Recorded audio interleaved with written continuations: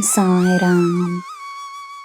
ನನ್ನ ಮುದ್ದಿನ ಮಗುವೆ, ನಿನಗೆ ಸಿಕ್ಕಿರುವ ಕುಟುಂಬದಿಂದ, ತಂದೆ ತಾಯಿಯಿಂದ, ಗುರುಗಳಿಂದ, ಸ್ನೇಹಿತರಿಂದ, ಜೀವನದ ಅನುಭವಗಳಿಂದ ನಿನ್ನ ವ್ಯಕ್ತಿತ್ವ ರೂಪುಗೊಂಡಿದೆ.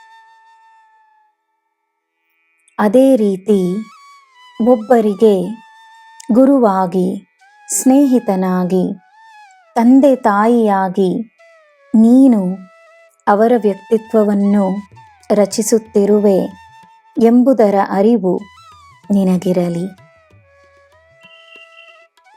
ನೀನು ಜನರಿಗೆ ನೀಡುವ ಅನುಭವವನ್ನು ಅವರು ಎಂದೂ ಮರೆಯುವುದಿಲ್ಲ. ಒಳ್ಳೆಯ ಅನುಭವಗಳನ್ನು, ಒಳ್ಳೆಯ ನೆನಪುಗಳನ್ನು ಸೃಷ್ಟಿಸು. ಒಳ್ಳೆಯ ಗುರು ತನ್ನ ಶಿಷ್ಯರು ಸದಾ ತನ್ನ ಜೊತೆಯೇ ಇರಬೇಕೆಂದು ಬಯಸುವುದಿಲ್ಲ. ಅವರು ಅವರ ಮಾರ್ಗವನ್ನು ತಾನೇ ರಚಿಸಿಕೊಂಡು ಅವರ ಜ್ಞಾನದಿಂದ ಅವರು ಶ್ರೇಷ್ಠರಾಗಬೇಕೆಂಬುದೇ ಗುರುವಿನ ಬಯಕೆಯಾಗಿರುತ್ತದೆ. ನೀನು ಯಾರಿಗೆ ಸಹಾಯವನ್ನು ಮಾಡುವೆಯೋ ಅವರಿಂದ ಅಪೇಕ್ಷಿಸಬೇಡ.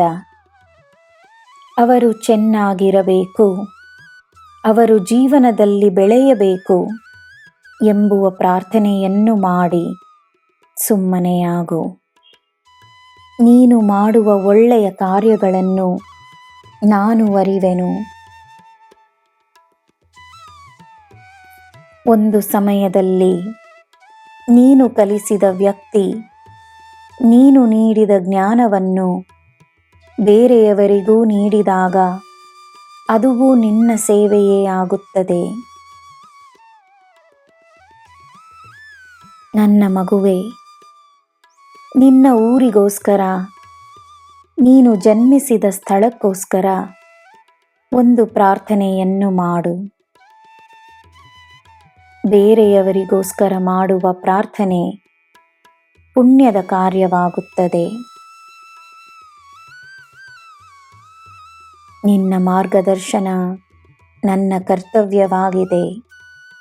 ನಿನಗೆ ನಾನಿದ್ದೇನೆ. ನಿನಗೆ ಎಲ್ಲ ಶುಭವೇ. ಜೈ ಸಾಯಿರಾಮ್.